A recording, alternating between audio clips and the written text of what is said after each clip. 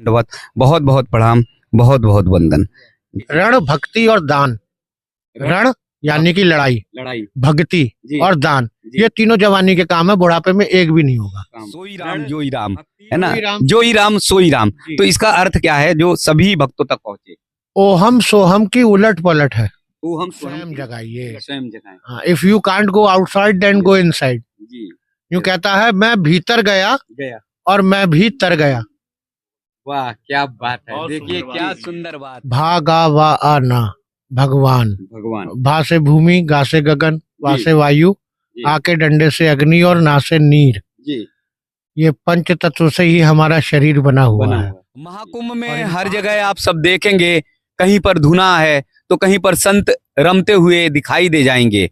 हम सब पहुंच चुके हैं अग्नि अखाड़ा में। अग्नि अखाड़ा में धुना जो है धधक रहा है, यानी धुना यहाँ पर जल रहा है, यहाँ आप देख सकते हैं। तो आइए महाराज जी की कुटिया में चलते हैं और महाराज जी की कुटिया में चलते हुए दर्शन का वो भाव। और देखिए, जब कुटिया में संत की चलेंगे तो हर जगह संत का ही दर्शन होगा, हर जगह पूज्य महाराज जी का ही दर्शन होगा। और ये दर्शन, ये भाव, यही हमारी सनातन संस्कृति की परंपरा है, यही हमारी सनातन संस्कृति का मूल आधार है। तो आइए हम चलते हैं एक ऐसे पूज्य संत महाराज जी का दर्शन कराने के लिए। हम चलते हैं एक ऐसे संत महाराज जी का जो आधुनिक युग के स्वयं विवेकानंद हैं। जिस तरह से स्वामी विवेकानंद ने शिकागो में जाकर विश्व धर्म संसद में भारतीय संस्कृति का आह्वान किया था, उसी तरह से आज अग्नि अखाड़ा में पूज्य महाराज जी विवेकानंद जी के ही स्वरूप और विवेकानंद जी की ही तरह प्रखर वाणी आपकी है। महाराज जी के चरणों में बहुत बहुत दंडवत, बहुत बहुत प्रणाम, बहुत बहुत वंदन। जी महाराज जी। अग्नि का मतलब है धधकती हुई अग्नि जी। और अग्नि की ज्वाला। और जी। मुझे लगता है कि हमारे यहाँ पर अग्नि का भी पूजन है, वेद पुराण और हवन यज्ञ में सभी जगह पे। उस अग्नि अखाड़े में है। उस अग्नि अखाड़े से आज सनातन के लिए कोई अग्नि प्रज्वलित हो जो पूरे संत समाज और पूरे देश समाज को लाभान्वित करे। देखिए, पहले तो हम अग्नि के ही बारे में चर्चा कर लेते हैं जी, कि आखिर अग्नि का क्या महत्व है। जी। भा गा वा आ ना, भगवान। भगवान। भा से भूमि, गा से गगन, वा जी। से वायु, जी। आ के डंडे से अग्नि और ना से नीर। जी, ये पंच तत्व से ही हमारा शरीर बना हुआ है। जी, और इन पांच तत्वों में अग्नि ही वो तत्व है जिसने दुनिया का सारा भोग खाया है। जी, बाकी चार तत्वों में जी। ये शक्ति नहीं है। जी, जी, आप जब पुराने समय में जाएंगे तो आपको ध्यान आएगा कि आपके घरों में भी जी। चूल्हे में उपले की अग्नि जलती रहती थी। क्योंकि यूं कहते हैं, जहाँ अग्नि का वास होगा वहां दुनिया का सारा भोग जी। चल के आएगा। आप जी। अखंड ज्योत अरे और तरह तरीके से अग्नि को प्रज्वलित करके जी, ईश्वर को मनाने की कामना करते हैं। जी, जी। तो समझ लीजिए, आप स्वयं अग्नि अखाड़े में ही बैठे हुए हैं। जी, जी, तो मेरे तो रोम रोम रोमांचित हो रहा महाराज जी। जी। जी, जी, जी। ये आगे कहना तो सूर्य को जी, दीपक दिखाने के लायक जी। हो जाएगा। जी, जी, जी। जी। स्थान महाराज जी कहाँ पर है? जी, मैं फिलहाल अग्नि अखाड़े के जी, बनारस में राजघाट पे जो मुख्य केंद्र है जी, उसमें रहता हूँ। जी, जी। और बाकी हमारा स्थान जो है गढ़ मुक्तेश्वर में जी, तपेश्वरी आश्रम है, जी, गांव जी। सैदपुर के सामने। जी, जी, जी। जी। आज हमारे सनातनी परिवारों की अग्नि थोड़ी कम हो गई है, उसके कारण हम संस्कार से अलग होते जा रहे हैं, उसके कारण हम परिवार हमारे विखंडन हो रहे हैं, टूटते जा रहे हैं। तो अग्नि ऐसी आज जलनी चाहिए, एक यात्रा निकलनी चाहिए जिससे सनातन की वो यात्रा हो, जो हमारे भारतीय संस्कृति की यात्रा हो, जिससे हम सब फिर उसी तरफ लौट कर आए। देखिए, हम हवन यज्ञ सिर्फ हवन कुंड पे बैठ के नहीं करते हैं। ये जी। जो आपने कहा कि सनातन की अग्नि डिम हो रही है, जी, ये ऐसे ही है जैसे आप अब सर्दी में भोजन करेंगे ना, जी, तो आपके शरीर के अंदर भी एक जेठाग्नि जल रही है। जी, जी, तो आप जो भोजन करते हैं वो इस तरीके से है कि आप स्वाहा कर रहे हैं। जी, जी, जब आप हवन सामग्री अग्नि पे डालते हैं जी, तो अग्नि डिम हो जाती है। जी, और थोड़ी देर बाद जब वो अग्नि उसको भोग को पचाती है जी। तो फिर अग्नि प्रज्वलित होती है। प्रज्वलित होती इसलिए ही भोजन खाने के तुरंत आपको ठंड लगती है है। जी, और थोड़ी देर बाद वो अग्नि प्रचंड ज्वाला बनती है। जी, ऐसे ही ये जो भोग हो गया है हमारे समाज और सनातन में, भोग प्रवृत्ति ज्यादा बढ़ गई है, जी, उससे ही ये जो अग्नि है वो थोड़ी डिमिनिश हो रही है। जी, जी, जी, लेकिन जहां तक हमारा मानना है कि जी, जी। गुरु लोगों ने पहले से ही आशीर्वाद दे रखे हैं, कोई ना कोई वीर हमेशा आता है और उस ज्वाला को, उस भोग को पचाकर जी और फिर सनातन की अग्नि को प्रज्वलित कर देता है, जी जिससे फिर सबको ही गर्मी का एहसास हो। जी। लेकिन प्रतीक्षा बहुत तेज बढ़ती जा रही है महाराज जी, और सनातन पर जिस तरह से संकट आता जा रहा है, तो मुझे लगता है कि 2025 के महाकुंभ से कोई ना कोई एक आवाज उठनी चाहिए, कोई ना कोई एक ऐसी यात्रा निकलनी चाहिए जिससे हम सब सनातन सुरक्षित रहे, हम सबके घर और परिवार भी सुरक्षित। देखिए बाबूजी, इतने एग्जाम्पल पहले है ना आंदोलनों के, कि जी कोई नया दिमाग लड़ाने की जरूरत नहीं है। जी हमें मानना वही पड़ेगा जो गुरु लोग कहते थे, जी क्या हम सुधरेंगे जग सुधरेगा। जी तो ये तो प्रत्येक आदमी, जो कुछ भी मैं देखता हूँ, दुनिया जहान का आदमी इतना जागरूक है देश को बचाने के लिए, जी तो वो स्वयं की बात क्यों नहीं करता। जी आप अपनी बात करिए, मैं अपनी बात करता हूँ, दो हो गए सही। जी जी फिर हम किसी तीसरे को जोड़ेंगे, फिर हम किसी चौथे को जोड़ेंगे। जी जी हम दुनिया सुधारने की कोशिश कर रहे हैं, इसलिए नहीं सुधर पा रहे हैं। जी जी हम खुद सुधरेंगे ना, सब कुछ ऑटोमेटिकली सुधर जाएगा। जी, हम सुधरेंगे जग सुधरेगा। नहीं, ये चेन, आप आज की डेट में ये क्या कहेंगे, वो एक नई टेक्नोलॉजी चल रही है, AI, चेन। चैन, हाँ चैन पर, उसको मुझे उसका एक्चुअली फुल नाम याद नहीं आ रहा, जी, उसको जी, क्या जी। कहते हैं, बिटकॉइन वगैरह चल रहा है जो, जी हाँ वो हाँ, चेन। तो एक चेन बनानी है आपको, जी जी जी मैं एक मैन टू मैन, जी मैं सुधरूंगा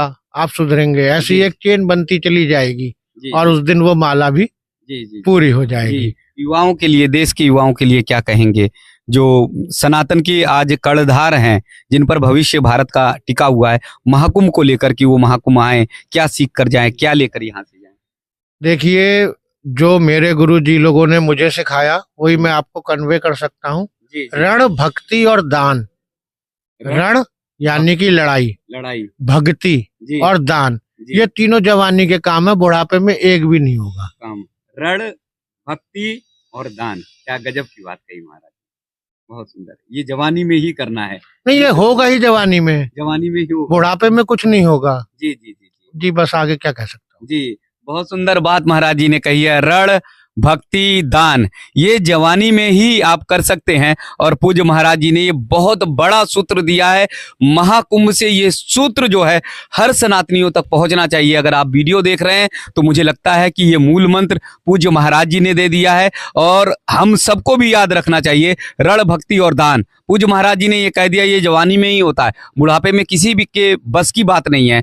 तो रण का मतलब अपने धर्म की रक्षा करिए, और भक्ति का मतलब है कि भक्ति मार्ग पर चलिए। पूज्य महाराज जी से एक और शब्द मैं पूछूंगा। गुरुदेव महाराज जी के बारे में मैंने सुना, और मैं देख भी रहा था बोर्ड पर, सोई राम जोई राम, है ना, जोई राम सोई राम। तो इसका अर्थ क्या है जो सभी भक्तों तक पहुंचे?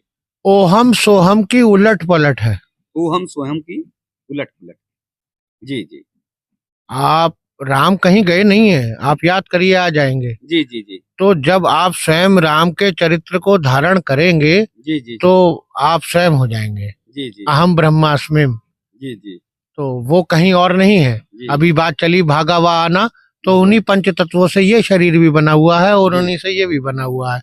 जागृति करनी है। जी जी जी, तो समाज को जगाने का काम करते रहे, स्वयं जगाइए। स्वयं जगाएं। हाँ, if you can't go outside then go inside. जी, यूं कहता है, मैं भीतर गया गया और मैं भी तर गया।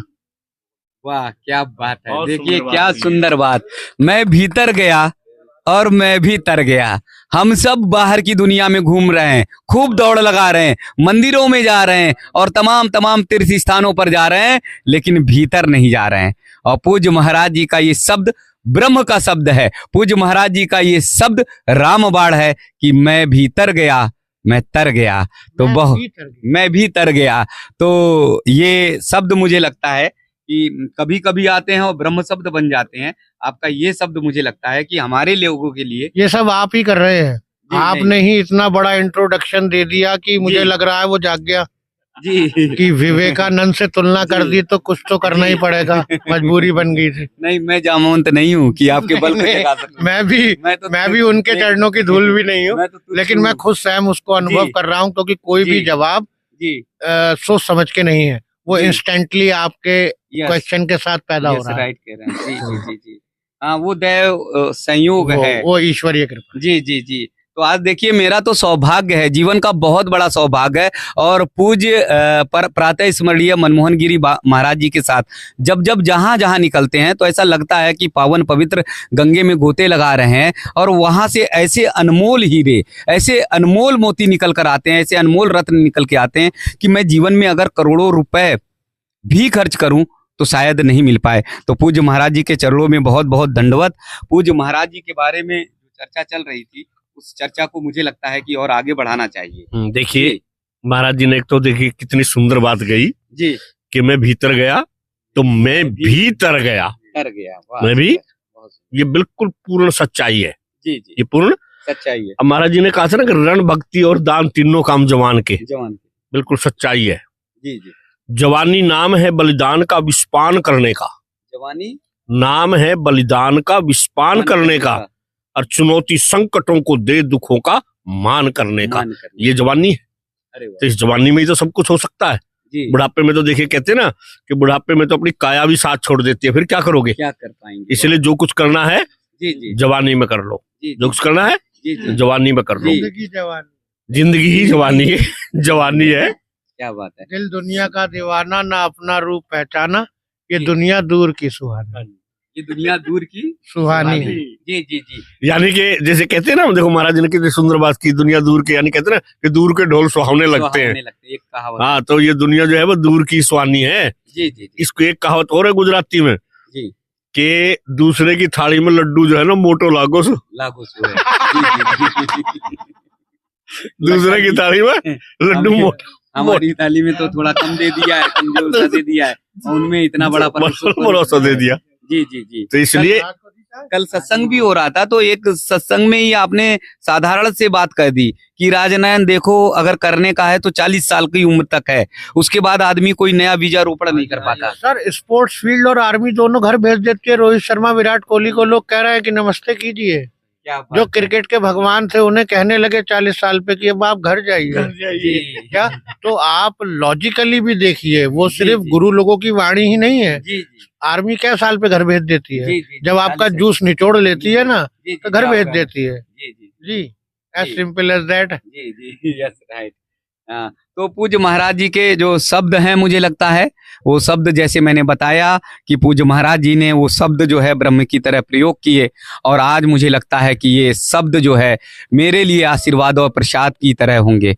मैंने जैसे बताया कि पूज्य महाराज जी एक विवेकानंद की तरह, स्वामी विवेकानंद की तरह हैं, उसी तरह से आपकी प्रखरता है, और उसी तरह से वाणी में सहजता और सरलता है। विवेकानंद जी भी जब सरल होता था, नर की सेवा करनी होती थी, नारायण का स्वरूप देखते थे तो आंखों में पानी छलक जाता था। उसी तरह से बहुत सारे मूल मंत्र पूज्य महाराज जी ने हम दिए हैं, और विवेकानंद जी भी थोड़े से शब्दों में बहुत सारा संसार रच देते थे। तो वैसे ही पूज्य महाराज जी ने रच दिया कि मैं भीतर गया, मैं भी तर गया, मैं भी तर गया। तो मुझे लगता है कि मेरे पास भी अब शब्द नहीं है कि मैं वर्णन करूं, लेकिन मेरे जीवन का ये सबसे बड़ा सौभाग्य है कि जो शब्द महाराज जी के मिले हैं वो मेरे लिए ब्रह्म के समान है, और मुझे मेरे जीवन का बहुत बड़ा आशीर्वाद है कि जो महाराज जी का सानिध्य मिला। बहुत बहुत दंडवत, बहुत बहुत प्रणाम, बहुत बहुत प्रणाम। जी जी जी। और यहीं पर अगर आप दर्शन करेंगे तो दर्शन, पूज्य महाराज जी का दर्शन, वो भावपूर्ण दर्शन, पूज्य ब्रह्मलीन प्रातः स्मरणीय श्री महंत रामेश्वरानंद ब्रह्मचारी महाराज जी, जिनको बड़े प्रेम से, स्नेह से सभी लोग कहते थे पूज्य जोई राम सोई राम, यानी जो राम जी चाहेंगे वही होगा, राम जी के ही हवाले सब कुछ होना चाहिए। और पूज्य श्री महंत जियानंद ब्रह्मचारी जी महाराज जी हैं, जो सचिव हैं अग्नि अखाड़ा के, और अध्यक्ष है षष्ठ दर्शन संत समाज मंडल गढ़मुक्तेश्वर। तो वहाँ पर आपका स्थान है।